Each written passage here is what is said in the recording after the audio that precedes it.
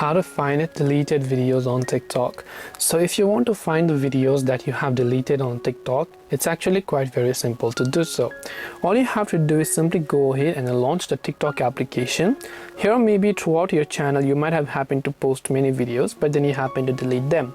One restriction however here is that you can restore them, but only if it is within the 30 days. So if it has only been within 30 days that you deleted the video, you can choose to restore them anytime after you've posted them. So what you have to do is tap on the three lines option from the top right hand side of the screen. Go to this option that says settings and privacy. From settings and privacy, you want to scroll under content and display and tap on activity center. From Activity Center, if you scroll down a little to the bottom, you'll find this trash icon that says recently deleted, where you can just tap on the recently deleted option, and here you can see it says post deleted by you in the last 30 days will appear here.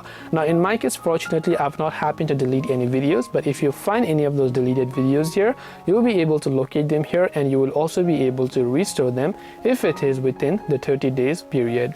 I hope that this video really helped you. If you have got any more questions, feel free to also leave them down below.